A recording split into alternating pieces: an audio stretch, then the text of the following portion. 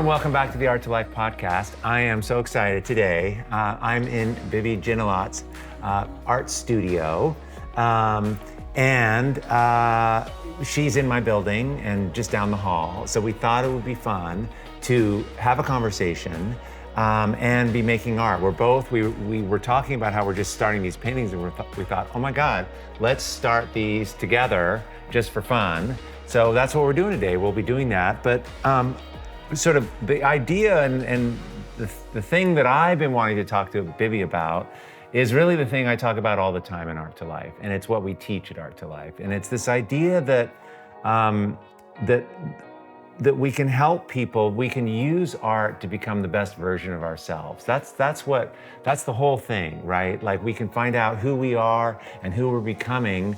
And at Art2Life, we teach people how to do that using art. And when they get a handle on this, the art can help them become that.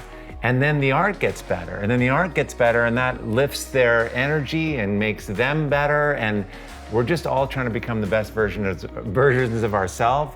And art's just a great way to do that. So Bibby's the poster child for that. And, so I can't wait to dive into this. I didn't tell her, by the way, really at all what we're going to talk about. So this is completely off the cuff, which she's a master at. So anyway, thanks for doing this. Thank you. I'm really excited to be here. I'm excited to paint together and talk. Yeah, and we're in your studio. So tell us about, this is mostly acrylic paint you use, and this is an awesome studio. Tell us about your work a little before we dive in. Okay, I'm a mixed media artist. Okay, that's what I should have said, a mixed media artist. Yes, I'm a mixed media artist, so I use house paint mostly, and I also use some Nova color. Okay, so this is acrylic paint. Acrylic paint, yep, and then of course a lot of collage scraps that I find on my travels, or people give them to me, like. Yeah, and I'm going to glue some of these. These are from San Francisco, but I have them from all over the place. Okay. And I sort them according to location where I found them, because I'll do series, like I did a Mexico City series. Oh my God, that's so great. Stuff that I pulled off the walls in Mexico City, and it was actually kind of funny because I rolled it up and put it in my suitcase. I left a bunch of clothes in Mexico, and so I could get it in my suitcase, and I got it home, and I did an Instagram post of me pulling it off the wall. It's a reel if anyone wants to check it out. And someone came to Open Studios, like the next Open Studios, and said, "I'm with the Mexico City Police Department and you're under arrest." Totally, that's hilarious. You're right. So they were teasing me, but anyway. Okay, so so what are you going to be doing today? I'm gonna just be working big. I prefer to work big. I work anywhere from 24 by 24 all the way up to 72 by 96, or I'm doing a commission over here of 52 by 94, or 94 by 52. And so, I prefer to work big because I can be free. Yeah, be free, and that's the name of the game. Okay, so go big or go home. Right, we're gonna get going on this, and this is gonna be interesting because there's something about having conversations while you're doing something. You can't really concentrate on either one, and both sometimes turn out better. That's that's sort of the thing. So as we get kind of going, and oh my God, you have all these colors. I can just pour these out and use some of these? Yeah, you can pour them out. And over here, you got I have this little system that a friend of mine in the building, Jackie Sherman, turned me on to. So this is from the Container Store, and it's like a caddy. It's called a caddy. And so normally people would put brownies in it or something like that, but instead I've got these little containers, which you can also get at the Container Store. And then I've mixed my colors and I put it in here, and then I'll spritz it with water and put the lid on it. But don't the brushes you can't cover it up with the brushes though. I do. I cover it up. So I just put the lid on like this. Oh, and so the brushes can be flat. Yeah, this fell off right here. Okay, but you just go like that, and it locks it in. And it stays wet. And it stays wet for the most part, I would say. Like if I spritz it, it should be good for a month or so. Yeah, and then it gets stinky. And then it starts to get a little stinky. Yeah. But what I'll do is I spritz it with a little bit of bleach water. Oh, and then that So that kills- prevents any mold from Oh growing. my God, that's so great. But you also could put like your thing where you wet one of the paper towels and I could put it on top to keep it damp. I use these buckets and I put lids on it, but that's cool. That's great. But I like to be really spontaneous and I don't like to stop and have to mix colors. No, exactly. And so this allows me, like I'm working on a commission and these were a bunch of the colors for the commission. And so it allows me to just keep super going fast, quickly. Super fast, yeah. Super Awesome. fast. Okay. And spontaneous. All right, well, let's get going. And, okay, cool. And okay, all right. So take us back. Take us back. You started. Well, you came into my world, and you were like, I want to try art. I mean, you know, like right. 10 years ago, I was at a party of an artist in the building, and they said, I was like trying to figure out how to start art, and they said, "Oh, take a class with Nick Wilton." Yeah, that's and when I was doing classes in the. So I went home and I reached out to Ferris right away and I said, I want to take this class, and I got in it. And I have to say, I was the worst one in the class and I wanted to be your friend, but I was like so self-conscious about being so new and not so great that I was really shy and quiet in the class. But you're not shy. It's interesting because you're not shy and quiet. You had a cooking business. You're not a shy, or were you? Were you a shy? Well, I'm shy when I don't feel confident, and I didn't feel confident at all. I literally was the worst one in the class. And if you showed your viewers one of my pieces, they would agree. But no, you weren't. But anyway, you were scared, and I was scared. I felt like an imposter. I wasn't really an artist. I had painted at age 10, and then I had a critical teacher and became a perfectionist, so I stopped painting. And so all these years later, I was a computer programmer, worked at an adventure travel company, ran a cooking business, and all these years later, the whole time I was thinking like, I just want to have a gallery show. That was my dream. Yeah. Okay. So you wanted, even when you had your other businesses and all the things, because business and you've got you wanted to do art. I totally wanted to do art. Always. And I did all these other kind of creative businesses. But. And why do you think that is? Why did I want to do art? Yeah. I mean, what do you think was the draw for you? Well, I just feel like there's a wonder when you're doing art, and it's the deepest, I think, connection with yourself. Wow, yeah. So don't you think? Very well said. No, totally, yeah. But I mean, it's just always amazing. Like, I call them, it's almost like incendiary moments. Like there's a moment where you cross over. Like it might have been the moment where you came to the class. Mm-hmm. You take action and suddenly you begin. But it could take...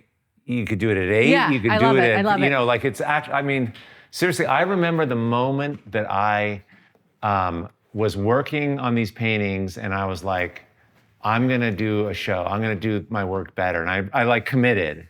I'd always done art. I was doing illustration and everything, but I wanted to do this fine art thing.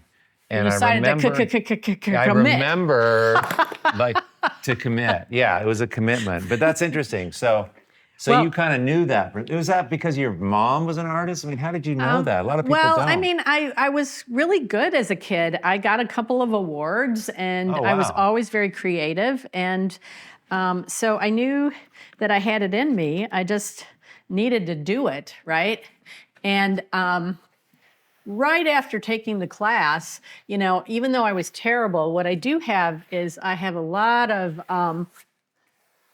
courage, I guess you could say, and discipline.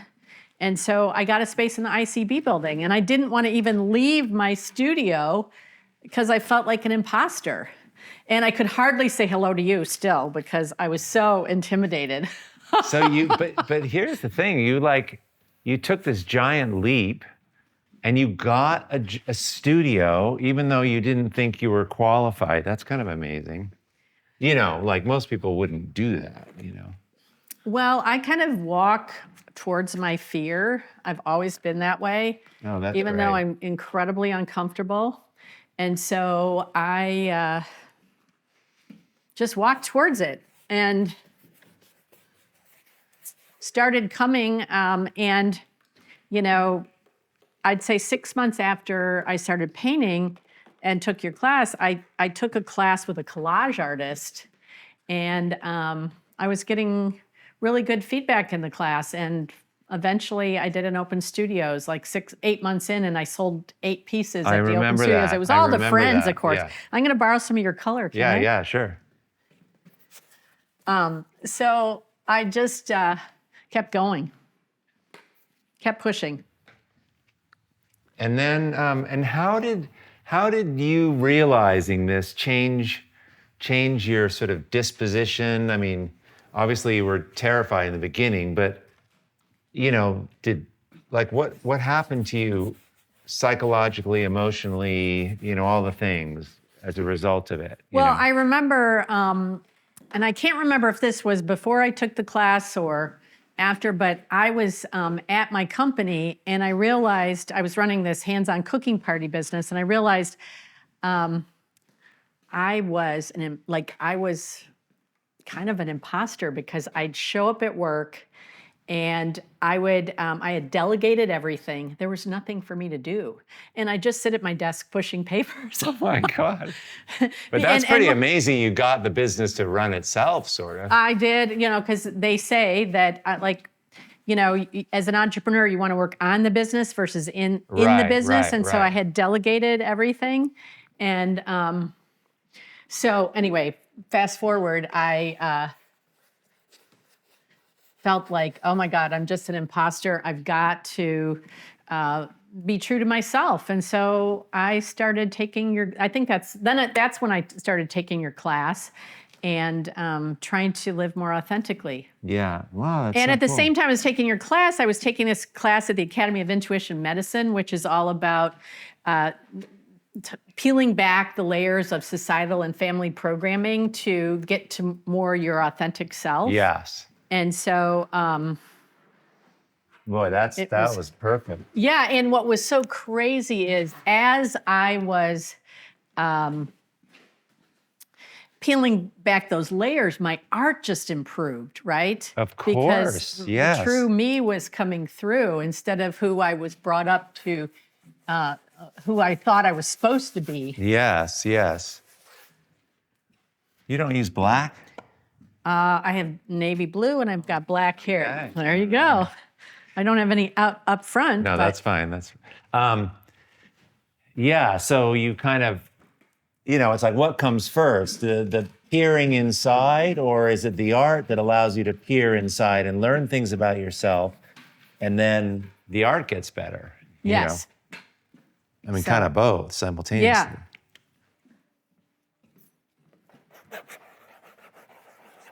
So, so this is kind of interesting to work next to you. So are you just going at it? What are you doing there? Where you're spray fixing? I'm spray painting. I mean, spraying with water. So I'm just so kind it of runs. putting this paint down, and I'm kind of mixing the color on the canvas a lot of times. Yeah. And this is just an underpainting, so I'm not really too worried about what it looks like yet. But look at how beautiful that color is when I mix what I call the lilac white, which is the mascarpone, in with it. Suddenly it becomes a whole new color, and it's so beautiful. Yeah, no, it's great. It's great. And of course, I love drips. I feel like this art thing gets really good the more free you can feel, and that is it. And we cannot feel free in our life because it's just not the right thing. We've all had a soul-sucking job, right? Or something that doesn't work. And so, it just seemed to me like you were just doing a giant, massive reset, and art was the way you were figuring it out.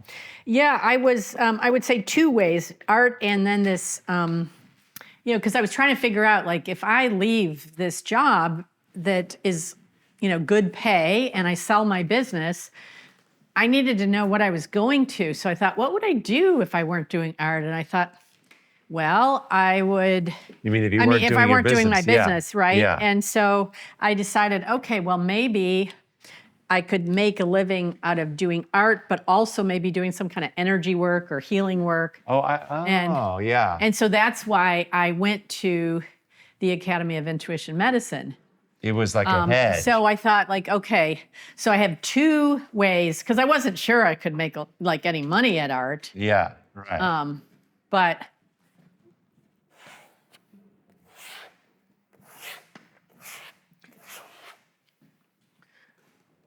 And how long was that program? it was a year and a half, and it's just here in Sausalito, and you can do it. You can do it either remotely or in person, and it was pretty amazing. And so, by the time I was done with that program, and by the time I decided at that point, I was a year and a half into art, no, 2 years maybe into art, and I had done the program, and so I had two streams of potential income. And by that point, I was selling a good amount of art. And shortly after selling my company, I moved into this space, and I ran into you in the hall, and I said, I need to, like, my rent's really high. I need to start teaching, but I'm not ready. And you said, start before you're ready. Do you remember that? Yeah, actually, yeah. So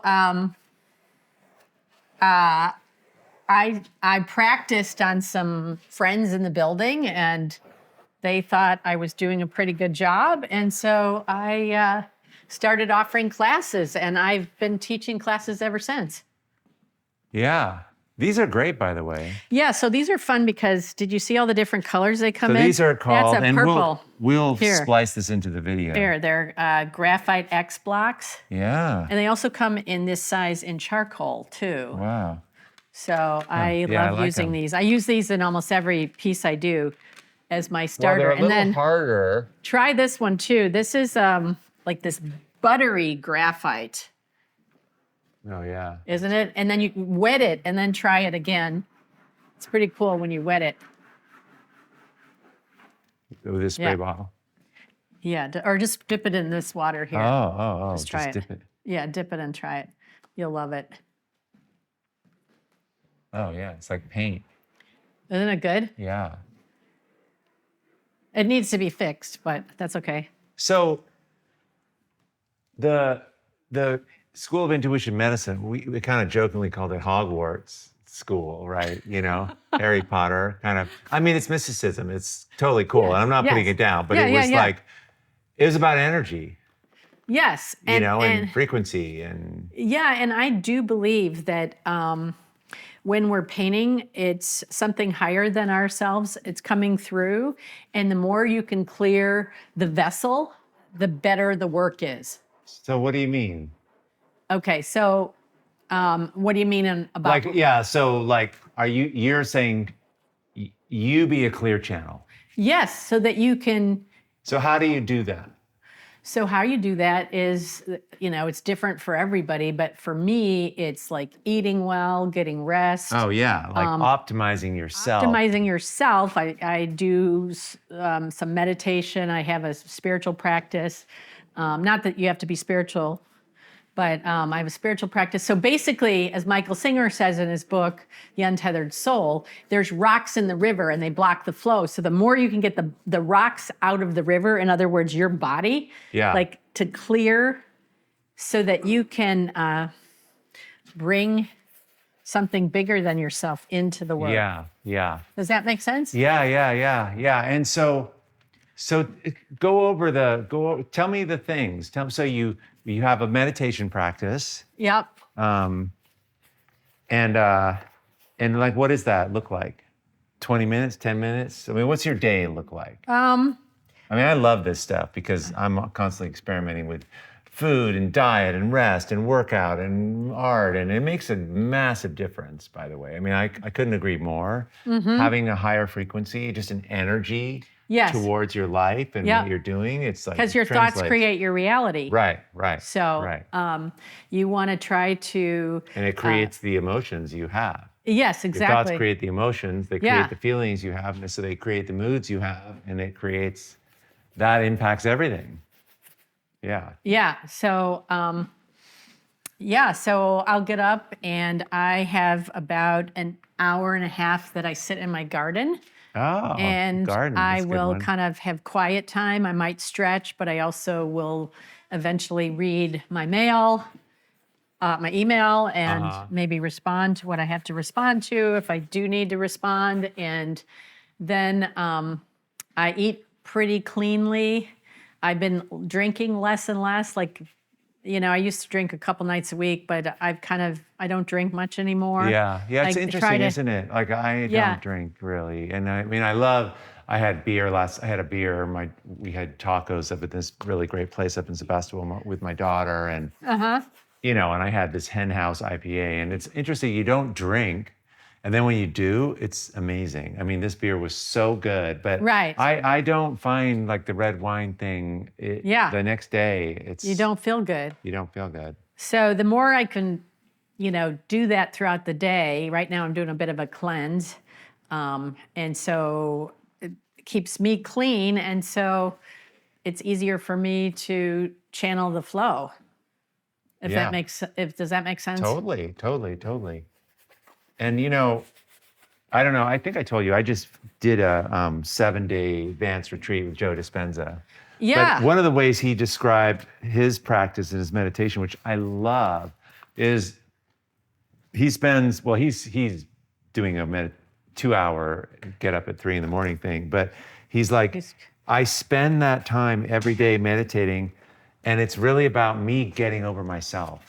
And I love what you said about so you can be out of the way. Yeah. It's so good. The ego, the all the worry, all that stuff that you're carrying around. Am I good? Am I not? I'm the greatest thing. All that just gets in the way of this cool thing that we're making, this expression,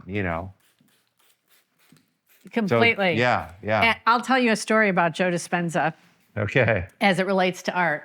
So I had gone to. And tell people who Joe Dispenza is. Joe Dispenza is an energy guy not energy. He's a neuroscientist, and he talks about reprogramming your brain, basically. And he uses science to describe. He describes science as the language of mysticism and energy and everything we're talking about. And everything we're talking about now, sounds like, oh, energy, you can't see it, but it's this whole world of quantum that is all now proved, and there's all kinds of reports and all kinds of studies, and so it's a real thing. And so he provides the science to that, and is a sort of a pioneer in this area and a leader in helping people connect to themselves. But anyway, go ahead. Yeah, and thank you. It was a better. Well, I just went, so I know him. Yeah. I know actually. And he's changing sort of some of his messaging too since when I first went. But I remember when I moved into a studio, and it was my first time in that studio that I did in open studios. And one of my neighbors next to me sold 15 pieces, and I sold 2, and one was to a friend, and I was devastated. And then the next year, I had gone to Joe Dispenza. And I decided instead of focusing on selling, what I was going to focus on is a couple things. I was going to focus on connecting with the other artists. I was going to focus on joy. And so connecting with artists as community, joy, and then connecting with people coming into my studio. And that was all I was going to focus on. I wasn't going to focus on sales. And my energy was the vibration I was putting off was super high. Yes. And as a result, that year, I sold 30 paintings. Oh, shit. It was so different, right? Yeah. Because people are buying you in a sense, they're buying the experience of you. So talk about getting out of my own way. Yeah. And whereas the year before, I was gripping.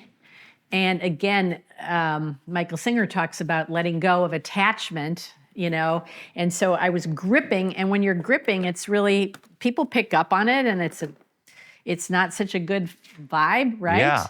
So anyway.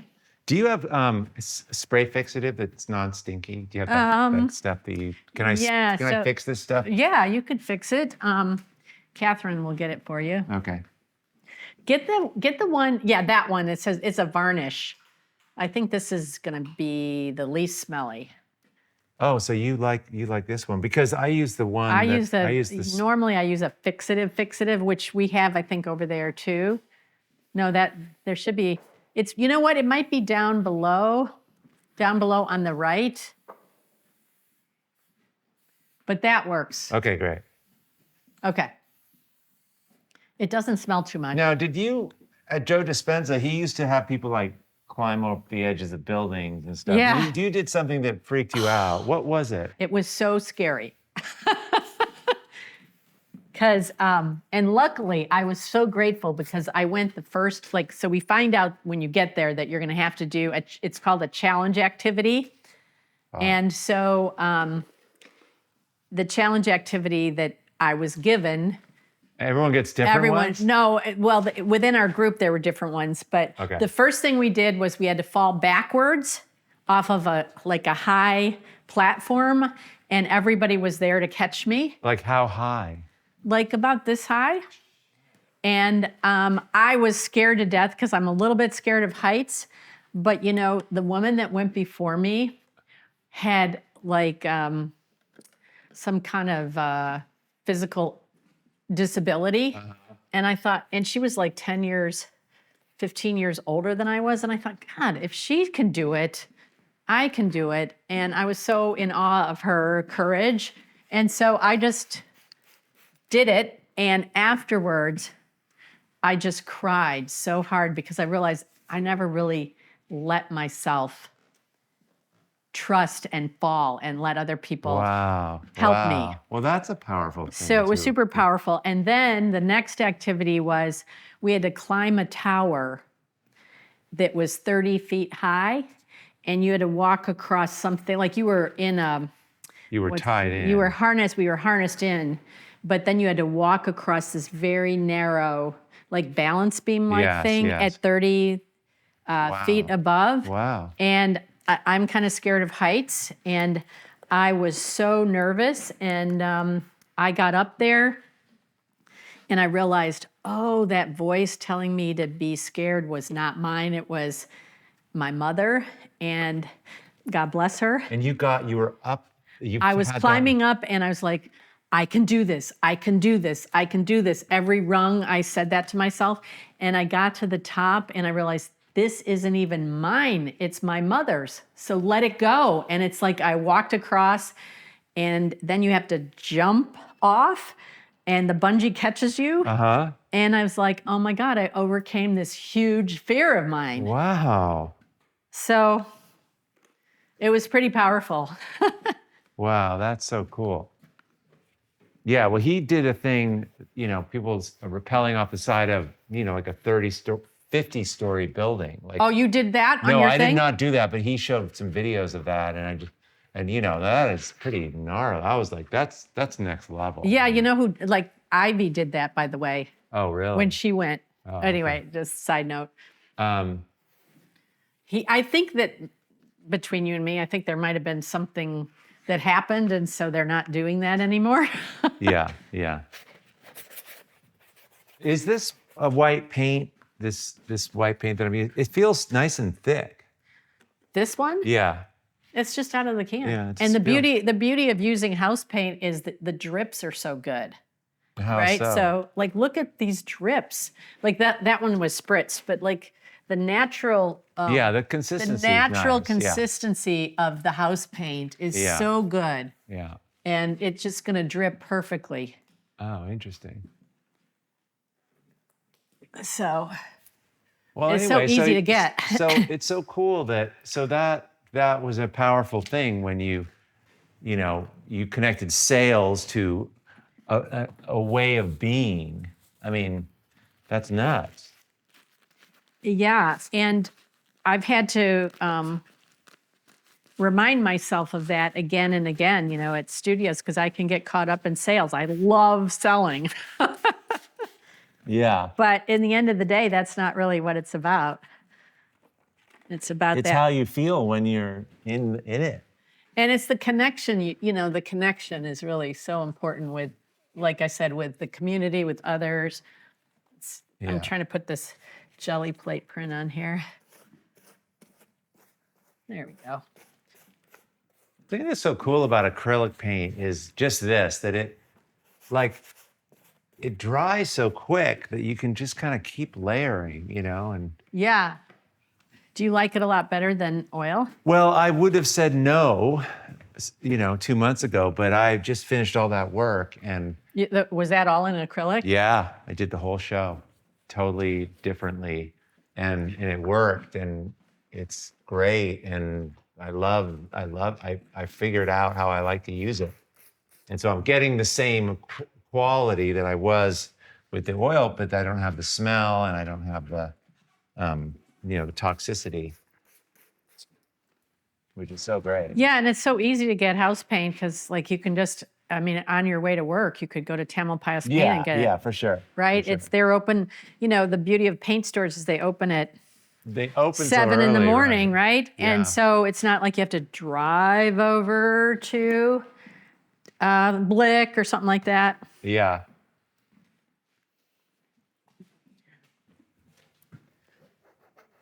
So then what happened? So you got that going, and then you started selling your work. I started selling my work and loving, and teaching out of my studio here. And then I was having a great year, and then COVID hit.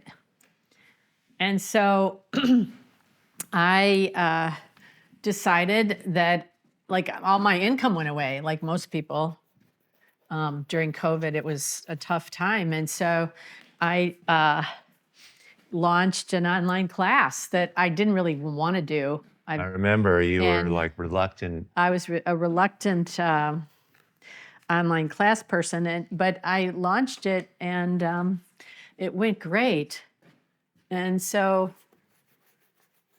I've been doing this online class and selling my art. And then about 2 years ago, I got into a gallery. And which gallery is that? It's called the Portland Art Gallery in Portland, Maine. And In Maine, Andrew, like, how come all the way out there? Oh, it's because Andrew. Andrew, one of the artists in the building, was in there, and I went out for a drink with him one night, and he offered to connect me with them. And that's how a lot of people, you get into a gallery, is someone you know connects you. And so that's And what did how you it like started. what did you like about them? Like, because it's all about relationships. Well, but, I like, have to say they're amazing in terms of being incredible business people, a little bit like Julie Nestor, right? So they're so on it.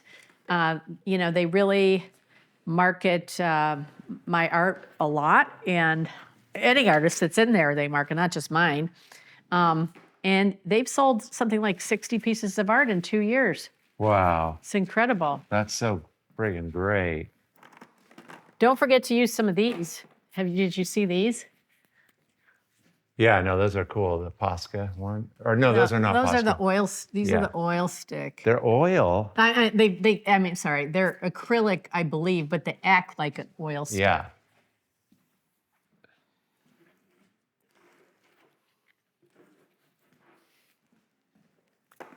I got paint in my face.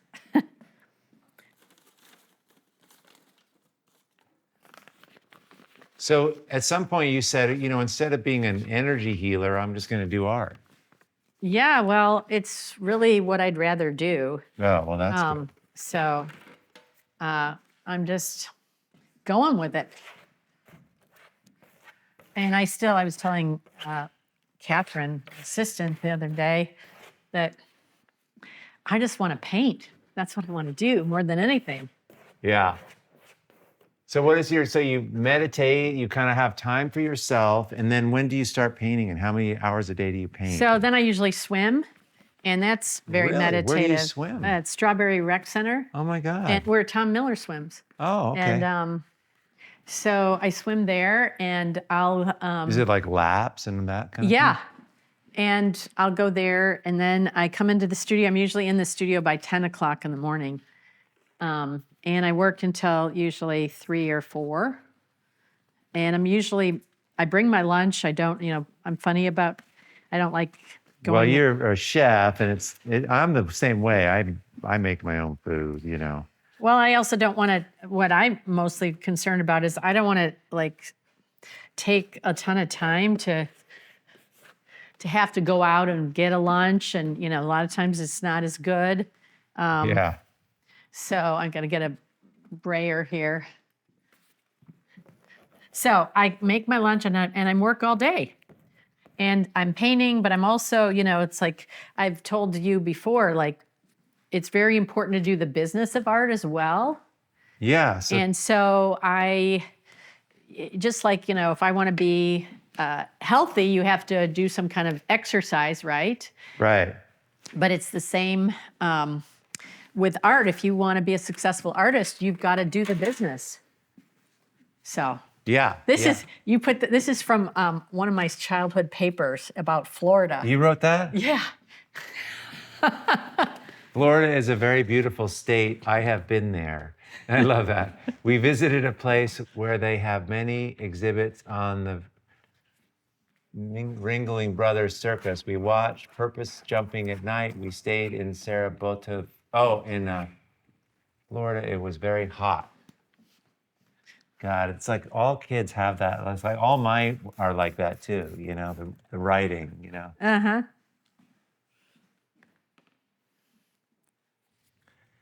So you use this stuff as your gloss medium or your glue? I use it for image transfer. I use it as my glue, and I use it as my top coat. Is it the satin? Yeah. Yeah. That works. How did it fare in your little test that you did? Good. I thought I was going to use cold wax also, but I didn't in the end because I was pretty happy with this finish. And I thought, you know what? I'm just not going to complicate things. I'm going to leave this. And it worked great. Great. Yeah.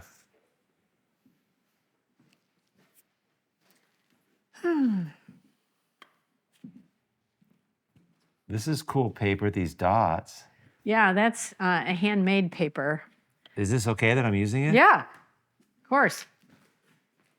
It's fun to watch you paint because I saw you as a student, but I haven't really painted with you as being all grown up. Yeah, we've never done this. It's kind of great.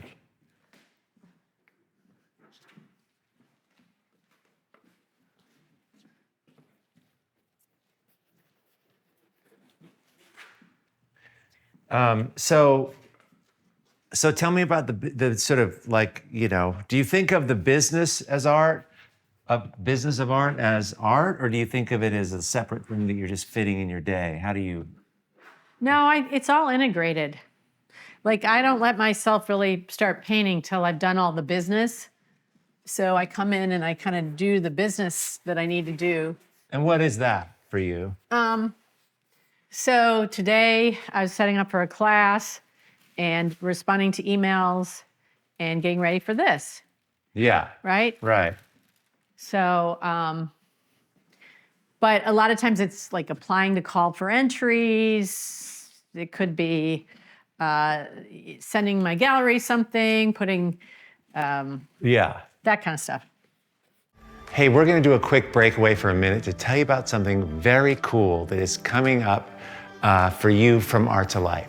It's called the Breadcrumbs Challenge. It happens on September 9th and 10th, and it's totally free. The Breadcrumbs Challenge is a fabulous art-making community-wide event that is 100% online. It'll help you rediscover what brings you alive. It recalibrates you to the kind of art only you can make. It's all about getting your heart, mind, and soul all heading in one direction. And when that happens, your art and life get really, really good. Anyway, it's going to be so fantastic, but you have to pre-enroll by going to breadcrumbschallenge.com. We also have links in the show notes. So go and get all signed up. It's going to be so, so good. All right, let's get back to our show. You have some really good collage stuff. Oh, I collect it. Yeah, it's really and people give it to me. So it's, and a lot of these are old papers that my mom saved of mine. Oh my God. See, the beauty of this is an older acrylic, and look how thick it is. So it looks almost like oil Oh because no, it's I going love on it. so Yeah, thick. because it's all the It's water's kind of dried out Yeah. a bit. Do you use like spray bottles much? For water? Yeah. Yeah.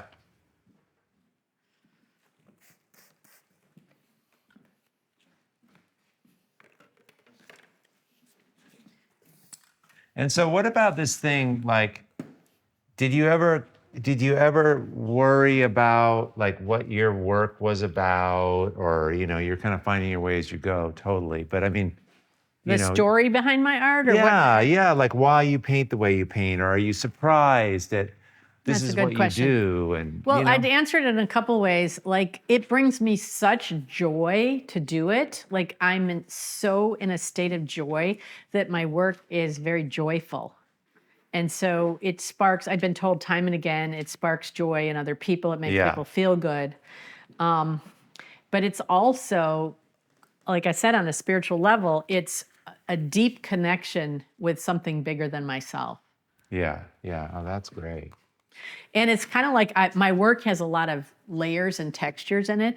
So it kind of represents what we can see and what we can't see, the Right. conscious and the subconscious. Right. The seen and the unseen. Yeah. So I guess you might say it in your terms as the quiet conversation. Like sometimes you see a little bit of collage peeking through, and you have to get up close to see it. So it's kind of the quiet conversation. Right. You know what I mean? Yeah, a little bit. Yeah.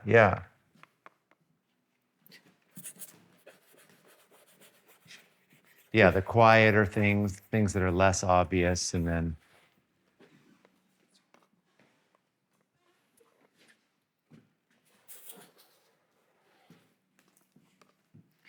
What would you say your work represents?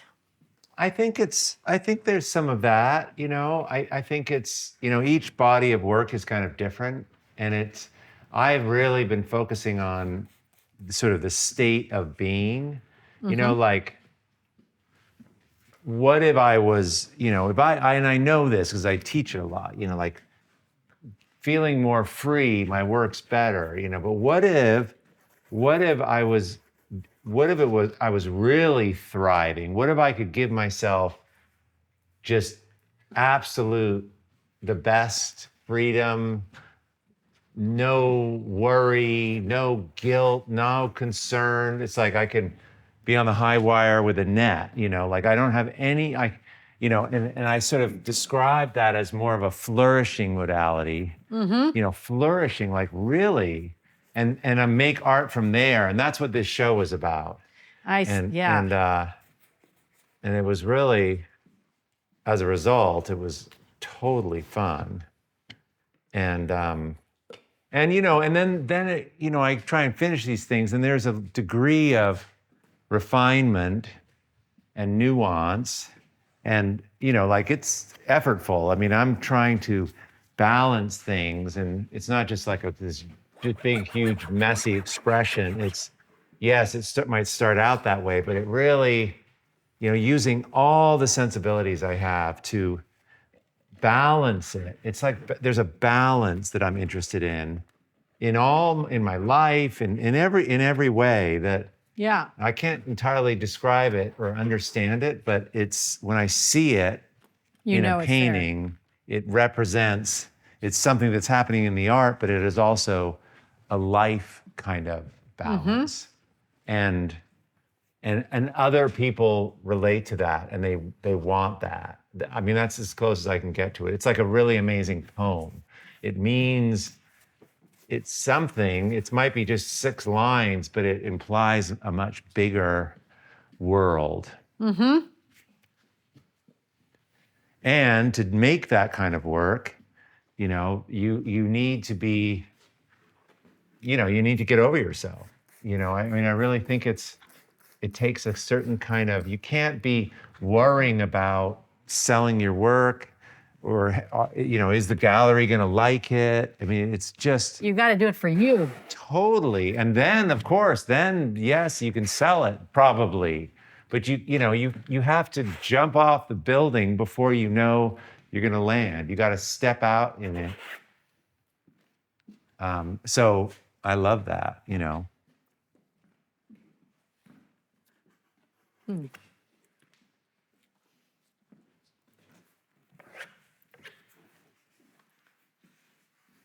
I'm just putting everything in, and then I'll go back and quiet it down. Yeah, yeah.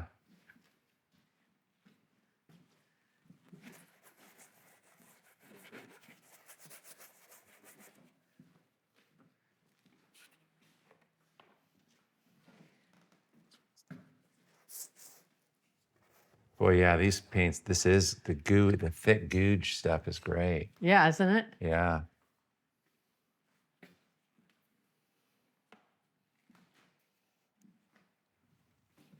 So how do you evaluate whether the painting, you like it or not, or it's good, or, you know? Well, right now I'm in a state of just pure freedom, so I'm not really trying to judge it yet. Yeah, right now. But I mean, So- when you look at your work, your best work, you know, that oh, I love that painting.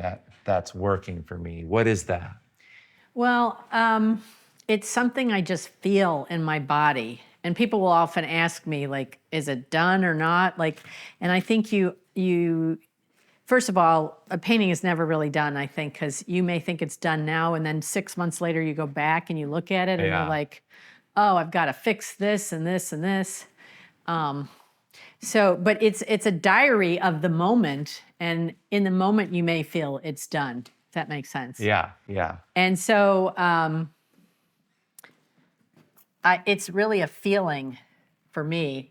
And also, I'll take a painting and I'll often put it on my phone, and I'll put it in black and white to see how the value's working. I'll check, to make sure that it's balanced so that there's not. I remember something from years ago with you that you taught me, where someone had a painting where there's a giant thing on one side but nothing on the other side to balance it out. Right, right. So that, I look at the balance of a piece. And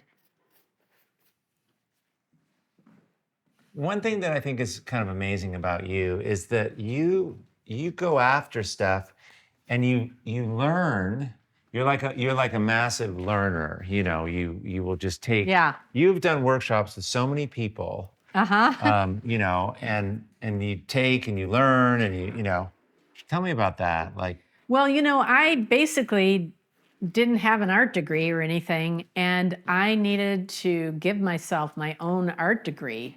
And so when I first started, I just was taking classes with everyone that appealed to me so that I could give myself like a master's in art. Is basically what I was doing. Yeah, And that's great. I'm still doing it. So, and some of it's self-directed. I've done 2 self-directed art residencies where I find a location that's inspirational and I go and I just paint for 2 weeks. Wow, that's pretty awesome. I just find teachers that sound interesting. So like I saw a Mark Eanes piece at Jen Tuff's studio, and I was like, I want to learn from this guy. So I reached out to him, and he's like, oh, I'll be teaching a class on this date. So I took a class with him. I was at a friend's house, and she had a Michael Shemshuk painting, and I was like, oh my God, I love that piece. I reached out to him. It took me 1.5 years to get in one of his classes, but I got in.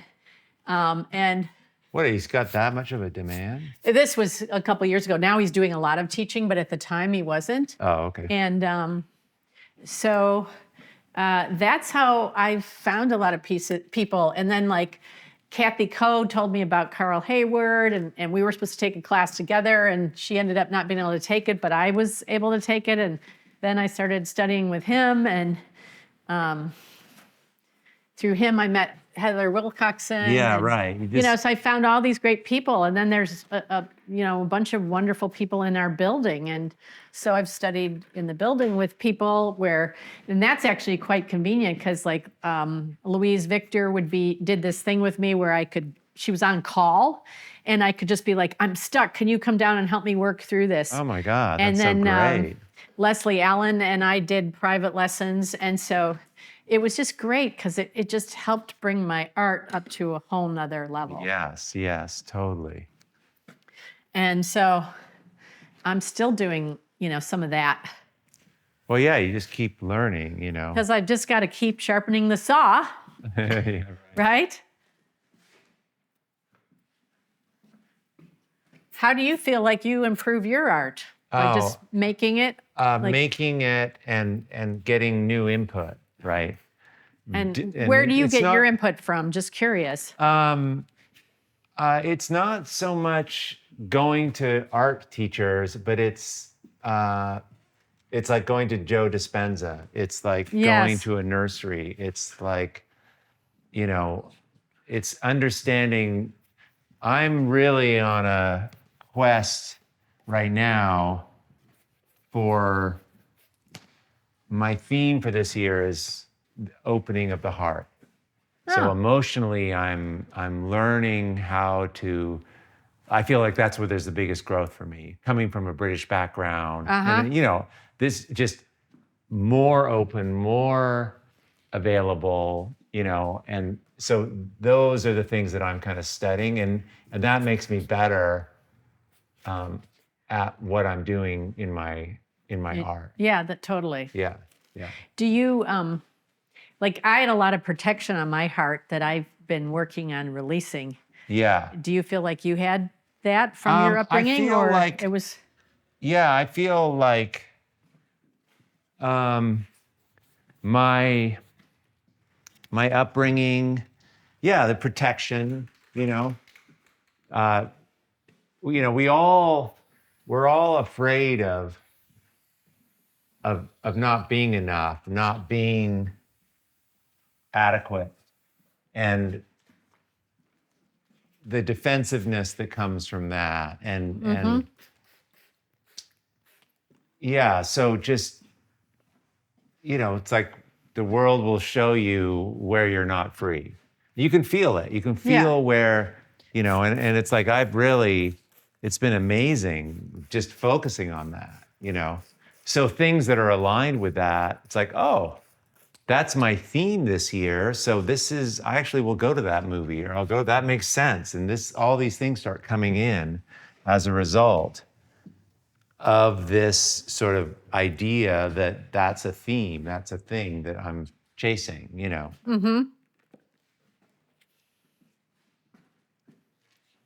So I am very much change yourself, change your art. And I know enough about it. And then the teaching, I'm just in that a lot. I'm in the art thing, so I don't need to, for me, it's more about the changing myself, changing how I think, how I feel.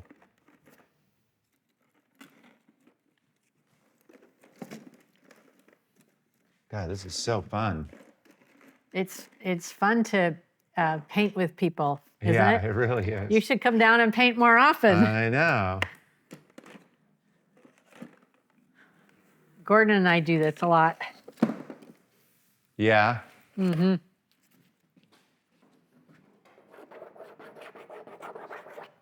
Did you ever want to paint more realistically? Did you learn how to do that? Well, so this is my painting over here. I don't know if you can see it, but this painting I painted at age 10. And then that's when I had the critical teacher and stopped painting. Oh, that's sort of so like it's sort your of work abstract. now. Abstract. Yeah, it's like what is it called? Abstracted realism, kind of. Yeah. Yes. So, and I've done a little bit of that, but I prefer the freedom of abstract. Right? I guess you could be free, and make painting realistically, but I love the freedom of abstract. So what are you? As we're kind of, believe it or not, it's been almost an hour. So what are believe you? It. I know. It's been going so fun. What is the? Where are you what are you excited about moving forward? Where do you feel you're going? I mean, where do you sort of forecast? Do you think ahead, like what you want? Do you want to get more galleries? Do you want to work bigger? Do you want to do sculpture? Do you what's? Well, I am looking to get more galleries because I'm pretty prolific. So I have a lot of large work that I'd like to. And how many do you have right now? Just one, Just but the I'm one also gallery. doing showrooms and stuff like that. Oh, yeah. In San Francisco. So I'd like to have more galleries that might sell large work. So that's one of my goals. And I'm doing a commission right now for a hotel, which I'm really enjoying. And I've historically not really liked commissions because my first one was like the worst one. It was basically really challenging. And so I kind of stopped wanting to do them for a while. And now I'm more up for doing them again. And this hotel one has been super fun because, the beauty of a commission is, it's got a home. Yeah, right? right. Instead of like wondering if it's going to sell or not at the end, right? So, and what else? So I just got contacted by a winery to do a potential commission for them. And if that comes through, then maybe I'll be doing some commissions for a while. Wow, that's fun. Yeah. So How long do you spend on a painting? How long do I spend on what? On a painting like this one, how long will this take you? It just depends. I would say sometimes they just come out of me, like the one over there I did in one day. But other ones take a long time. So yeah, I love how you're covering it in white and then you kind of take some of it off so it looks yeah. a little And bit. do you have like you might not have this, and it would be a cool thing like that paint paper that they use it in houses. If someone's going to paint your house, they'll put this stuff down. Oh yeah, I have it. We have the. Do you have can some you of grab that? some of that? Because that's what I paper? prefer to use. Masking paper on the table there, in the corner. Yeah. Yeah, masking There we go. paper. I'll give it to you. So yeah, I tend to go. Okay. Let's Okay, see. yeah, this is small, but you can get it in big rolls. Like I'm walking around with sheets that are 6 feet wow. tall, and I'm like, Okay, here's an idea for you. Can you grab the large wet strength tissue paper down there? It's on the floor, in the box there. So do you ever use wet strength tissue paper? to glue on or just to? Well, because it's wet strength, it's really durable. And so what you can do is, so here's a piece, give it a try, and you can do a pull with it off your painting, and then you can collage it in. And because it's wet strength, it doesn't tear very easily. Wow. So like, these are all jelly plate prints that I did with wet strength tissue. Oh, I see. Right. So, Like I want to take some of this off. Okay. So let's say I want to take some of this off. Oh yeah, that's kind of great. Okay, look how cool that is. And now I now can you bring got it back that. in. Right. Wow. And look at how it kind of left this shadow of what was here. So it's kind of cool. Yeah. And now I can bring some of it in, maybe down here or something. And it even took off some of the graphite mark. Yeah, this becomes kind of like, and it's not going to warp. It just dries and. It goes down. So what happens with this wet strength tissue is it dissolves, meaning maybe it doesn't really dissolve. Right. It but goes clear. It goes completely clear. So you won't even know that this is tissue. Wow. So, That's so cool. Yeah. Okay, well, we're gonna put a whole bunch of this stuff in the show notes. You can see I'm learning things. I gotta write this stuff down, but I can't. So we'll put all this stuff in the show notes for you. Listen, we're kind of wrapping up here, I think. Bibby, this has been so fun. So fun. Can you give me a critique on my piece here? No, but I think it's cool and it's great, and I like that part of the painting. I think better than the middle part, but that's so. So you like this? Like, tell me your favorite section, just so. Okay, and so why? So when I look at this, because Nick is like a mentor. So what happens to me is like, where is the tangle? Where is the tension? Where is the thing that's getting in my way? We feel like we're free, we're cruising. And then like right in here, it's this thing that's just holding us in the center. The orange is blocking it. In the orange is the block, and it's the most contrast, and it's holding us right in the middle, and it's just holding, right? Like if I stand here and we look here, it's like, okay, we're cruising. So I see. And I feel like there's a, and I'm just riffing here. This is what I say to myself. I can do it to my own work, but it's like, I want to feel I want to feel you painting outside of this painting psychologically as well as inside. And right now I feel like you're more inside the painting, and I want to feel you outside the painting as well. Does that make sense? Yeah. Everything's stopping. We're doing little things, which is fine. But that's what I like. If I was working on this, it's like, I want something. Okay, hurry. Right, but I mean, and even starting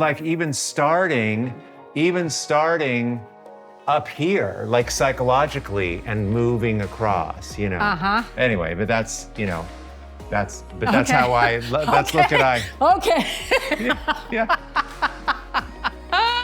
Yeah. Anyway, that's how I evaluate inside marks and outside marks. All right, you guys, listen. We got links in the show notes. Follow this Miss Bibby girl on Instagram. She's on fire. Bibby G Art. Bibby G Art. BIBBY Art. Bibby, okay. So there'll be all the show link. Seriously, she's amazing and so fun. And anyway, thanks for being here. And we will see you on the podcast next week. And thanks again. Okay, bye everyone. Thanks, that was fun. Yeah. Totally. I just wanted to stop doing it so I can get back to my painting,